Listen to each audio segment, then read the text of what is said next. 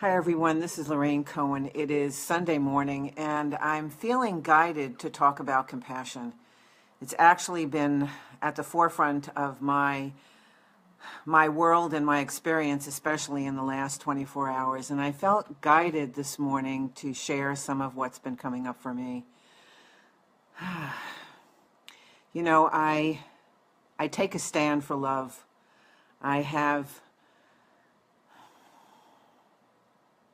watched and experienced the power of love to transform our hearts and our lives again and again, especially mine. And I found myself over the weekend struggling to be in a place of love. I was watching some of what was happening here in the United States, some of the decisions that were being made, and I could feel some anger, some outrage starting to stir, and it was beginning to border on hatred, which is a devastating energy.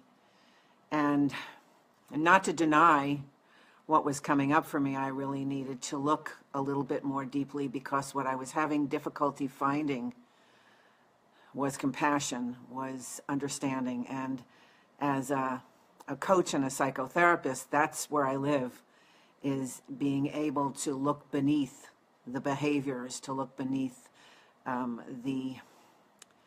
the way in which things present to deeper meanings. And I'm human, and I was really having difficulty.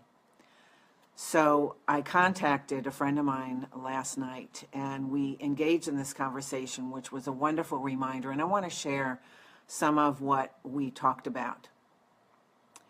No doubt you have heard people writing about that hurt people hurt people. And it is our life experiences that shape us along the way, the things that we experience, what we hear, what we perceive, what we internalize as children. They become the framework that shape us as we grow older. And one of the places where there can be a lot of pain that develops is in schools with our peers, because one of the things that we know is that children can be insensitive, they can be very mean. And, you know, it is the comments and the actions that can leave a mark on how we perceive ourselves and how we continue to move through our lives as we get older and older. I know I've certainly had experiences like that, and I'm sure that you have, that they have not all been very loving. When we come from a supportive and loving environment, it helps us to be more in touch with our hearts. And the world is changing, because that's not the norm for most people, is that we have been starving. At least I believe that we have been starving for love. We have been starving for kindness. We've been told for so long, don't feel this, don't think that, ignore that, react to this. And so when you grow up with energies of unkindness, when you grow up in environments where there is so much fear, we become more controlling, we become more reactive. It's part of what has happened over time. That's what makes this period so incredibly powerful, because we are here to lift this world into a more loving and kinder place. And how do we do that? We have to have experiences to practice that. And boy, do we have that now, don't we?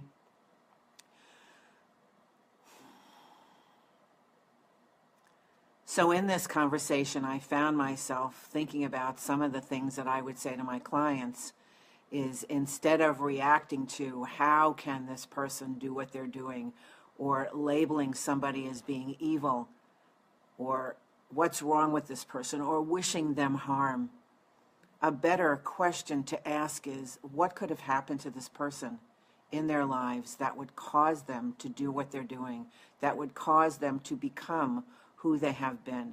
When we can expand that perspective, we can begin to tap into some compassion. As I look at some of the people who trigger my buttons, it causes me to wonder that if somebody is coming out in public in a controlling, in an angry, in a negative way, what kind of loving environment have they grown up in? Where is the evidence of that? And so behavior is always an expression of what that person has lived through. It doesn't excuse the behavior. It doesn't mean I approve of it. It doesn't mean I agree with it. And it's not my job to approve of it either. But what I can do, what you can do, what we all can do is go deeper, is to look underneath the actions and the rhetoric and the way in which people show up and ask some different questions. Not only what would love do, what would love see, what would love say, what would love wish for this person rather than harm or something negative or something terrible happening, is if I contemplated some of those questions, what could have happened to this person that would cause them to do and be who they are, then it's an invitation for compassion. Then we can move out of lip service and say, I am the change, I stand for love, and actually allow our hearts to open and be that loving expression, not from a place of reaction, not from a passive place, but holding that vision for that person to emerge, for that personality to emerge beyond the trappings of pain and to rise into the fullness of their spirit. That's one of the most powerful things that we can do. And to look at how we ourselves can take responsibility for how we show up, how we perpetuate love and kindness and understanding. Again, not passively. It doesn't mean that we turn a blind eye and we ignore it, but looking at how and who we are engaging with. It's so easy to get caught up in the waves of anger. Again, these are breeding grounds for illness to develop in our bodies. That's how powerful we are. That's how powerful our emotions and our words are at this time, is that if we truly see ourselves as one with each other, then to see an enemy in another is also to acknowledge an enemy within ourselves. So if we are truly to be the expression of love, then we have to be willing to demonstrate that every day in as many moments as we can, and to step out of that space of reaction.